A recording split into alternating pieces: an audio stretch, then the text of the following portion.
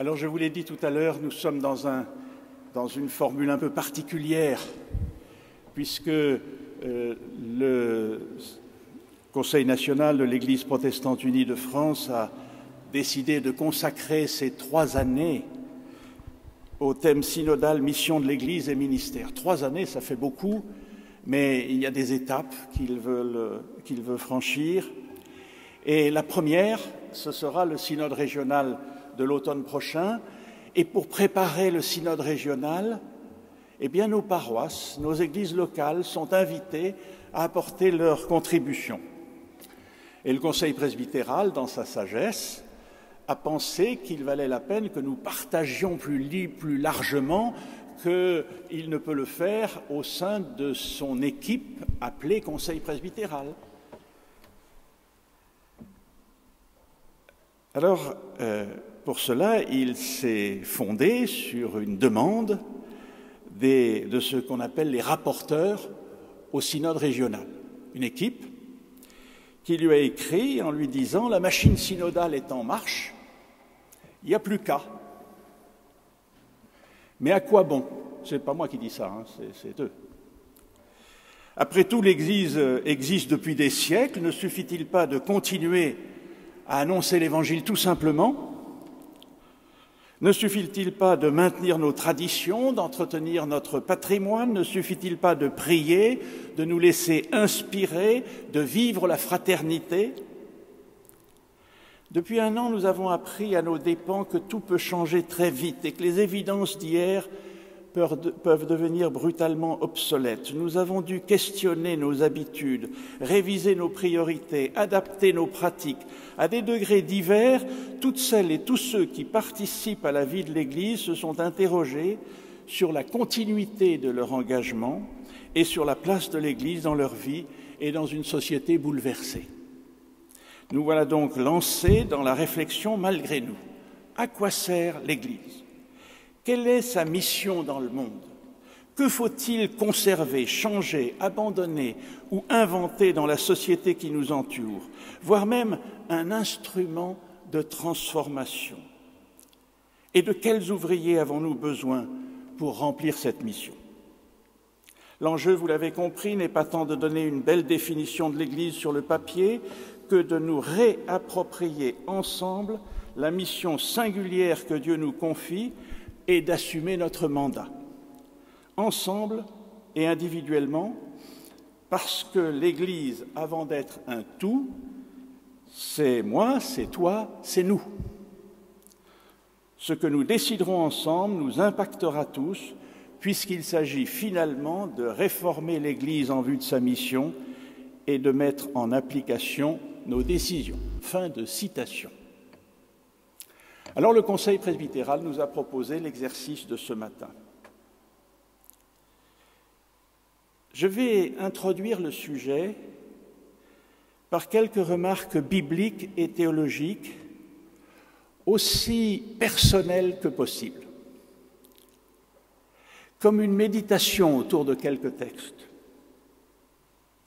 Le but n'est pas de répondre aux questions à votre place, mais de vous aider à exprimer vos propres questions, vos propres convictions, vos propres doutes s'il y en a. L'idéal serait que vous ne soyez pas d'accord avec moi et que vous proposiez d'autres textes qui vous semblent essentiels, d'autres pistes qui vous semblent prioritaires. Et nous prendrons le temps pour cela dans un moment quand j'aurai terminer cette introduction pour partager ensemble en petits groupes.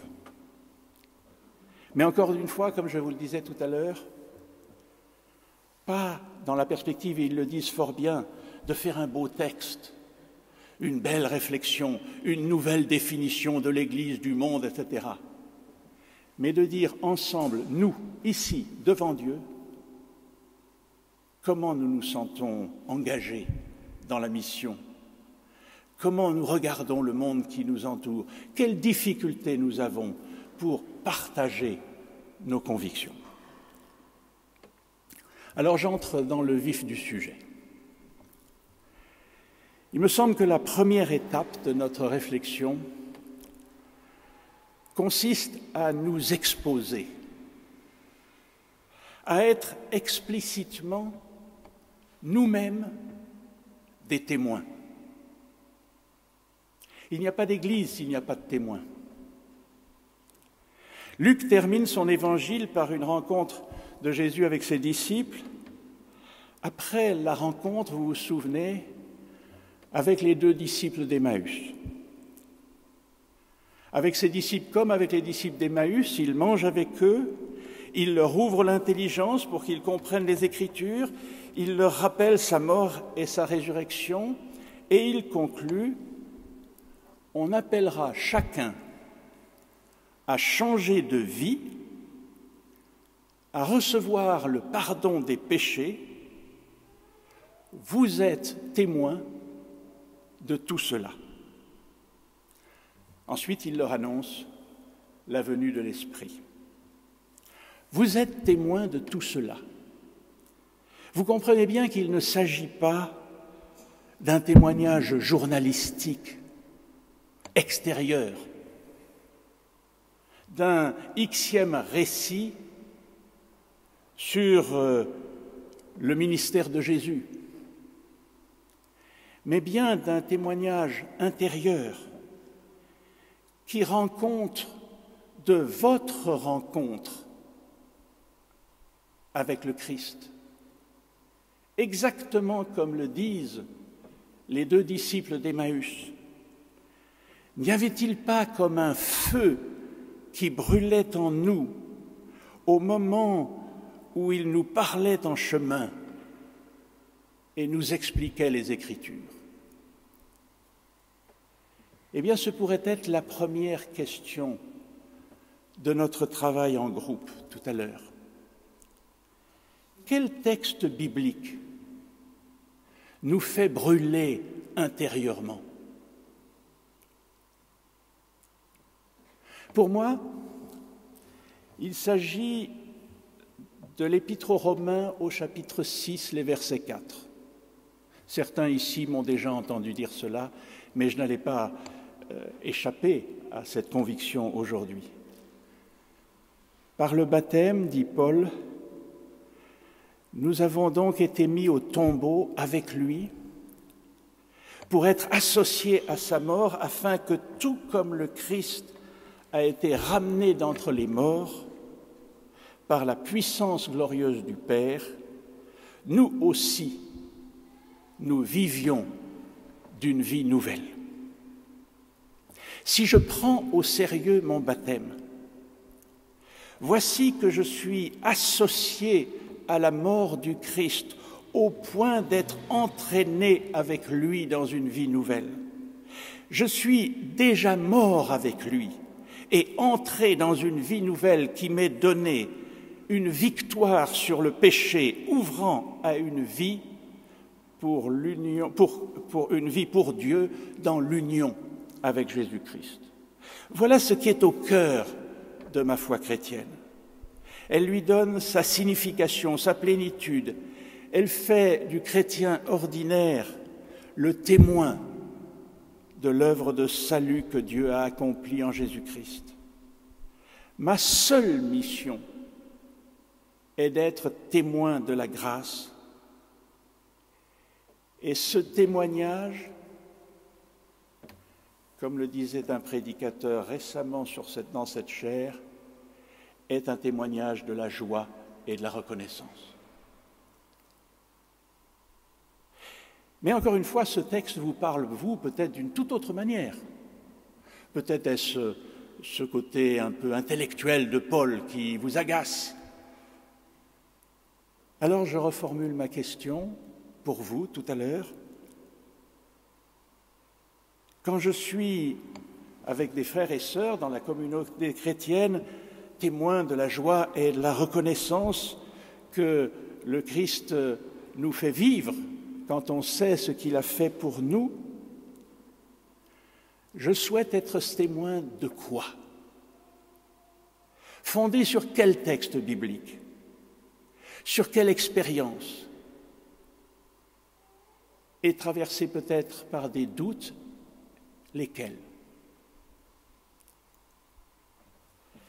Le deuxième texte qui est au cœur de ma compréhension de la foi chrétienne est encore dans les épîtres de Paul. Excusez-moi, je suis assez paulinien dans mes choix néo-testamentaires. Cette fois dans l'épître aux Corinthiens, au chapitre 12, où à la reconnaissance de la diversité des dons de l'esprit, l'auteur appelle l'image du corps pour qualifier la communauté des chrétiens. Il y a diverses sortes de dons spirituels, mais c'est le même esprit qui les accorde. Il y a diverses façons de servir, mais c'est le même Seigneur que l'on sert. Il y a diverses façons d'agir, mais c'est le même Dieu qui opère tout en tous. En chacun, l'Esprit Saint se manifeste par un don pour le bien de tous. Eh bien, le Christ est semblable à un corps qui se compose de plusieurs parties. Toutes ces parties, bien que nombreuses, forment un seul corps. Et nous tous, juifs ou grecs, esclaves ou personnes libres, nous avons été baptisés pour former un seul corps par le même Esprit Saint, et nous avons tous bu de ce seul Esprit. Et voilà ce que ce texte me dit. Je n'ai jamais qu'une compréhension très limitée de l'œuvre de Dieu, celle que me révèle le don forcément limité de l'Esprit que j'ai reçu. J'ai donc toujours besoin des autres lecteurs des Écritures, des autres récepteurs des dons de l'Esprit, pour m'approcher d'une plus juste compréhension de l'œuvre de Dieu. Et là, tout de suite, pour moi, surgissent toute une série de questions.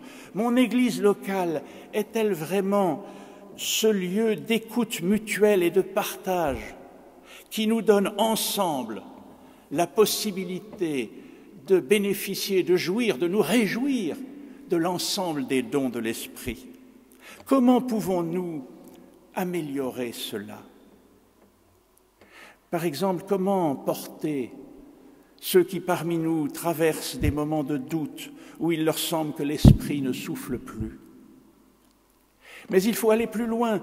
Pourquoi limiter à l'Église locale? Pour des raisons pratiques évidentes, de proximité les uns des autres, de taille. On ne peut vraiment partager qu'avec un minimum de connaissances les uns des autres.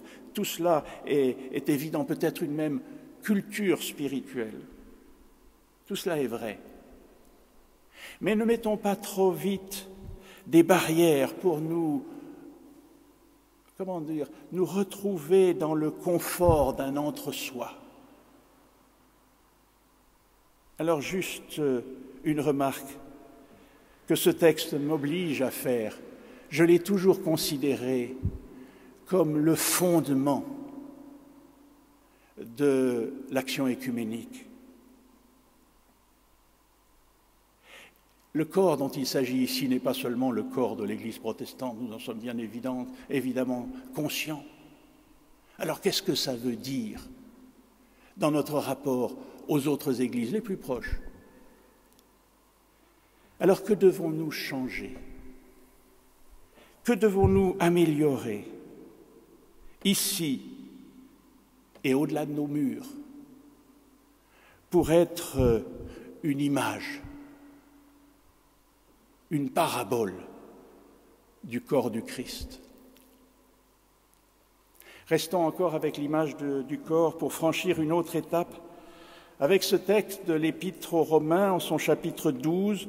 « Frères et sœurs, puisque Dieu a ainsi manifesté sa bonté pour nous, je vous exhorte à vous offrir vous-même en sacrifice vivant qui appartient à Dieu et à ce qui lui est agréable. » C'est là le véritable culte conforme à la parole de Dieu. Ne vous conformez pas aux habitudes de ce monde, mais laissez Dieu vous transformer et vous donner une intelligence nouvelle.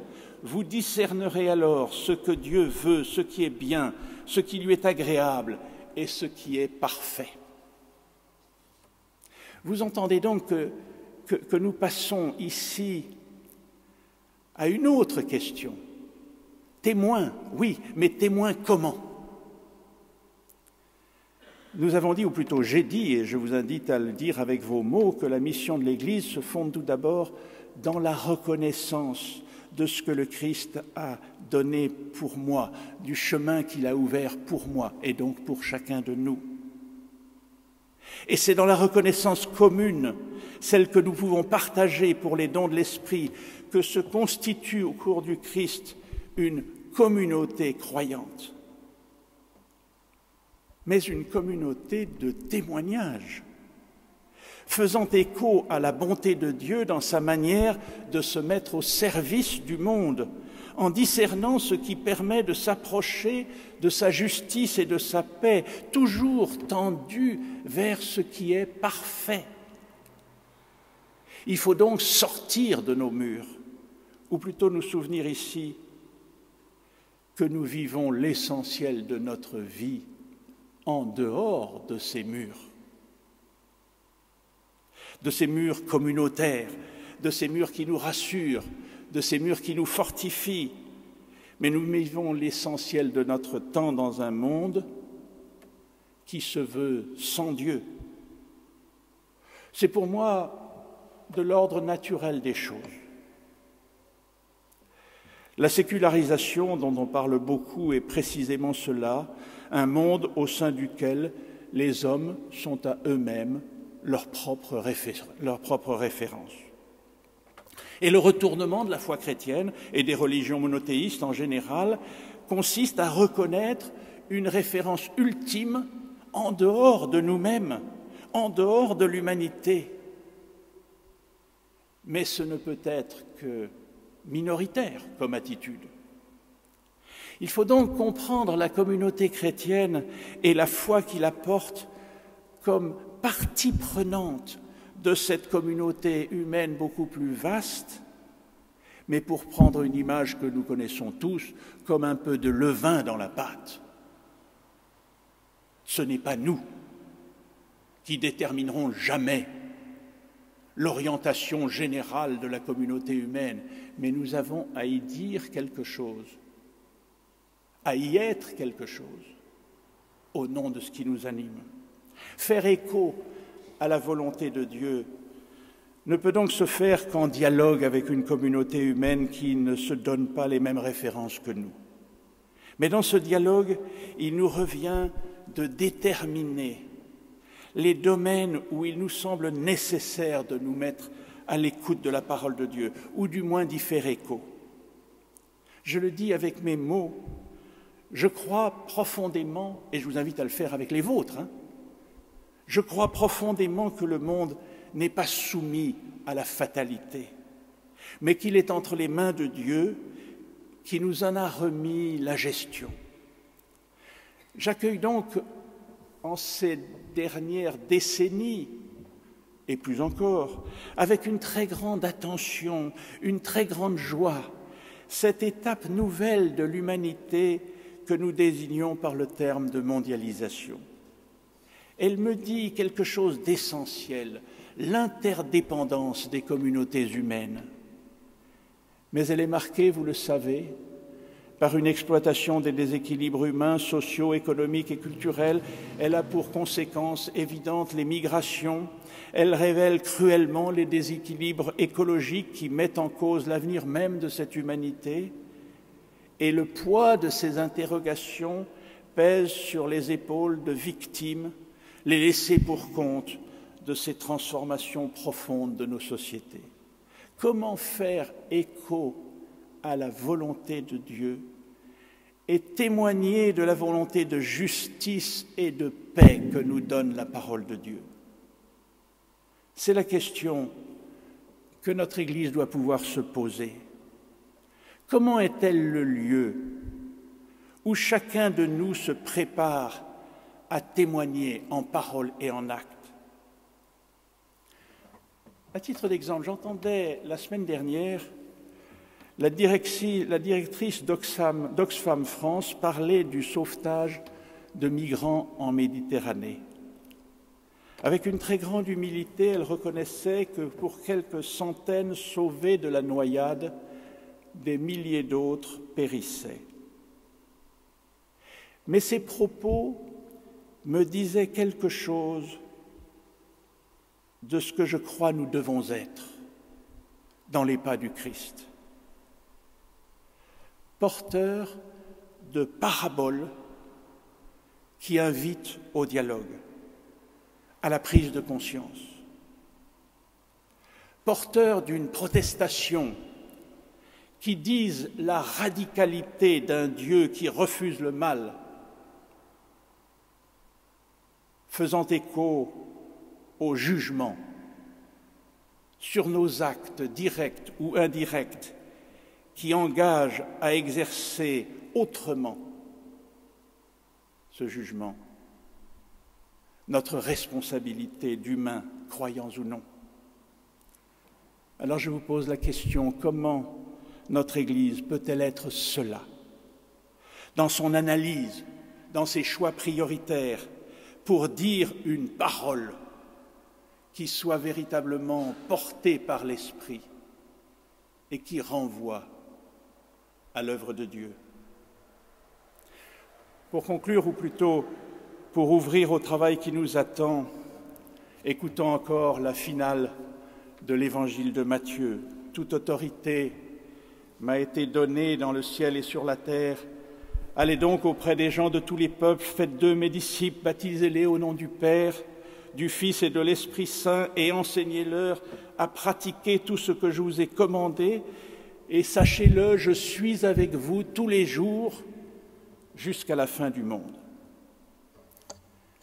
Ce texte est porteur de toute une histoire avec ses hauts et ses bas, une histoire de la mission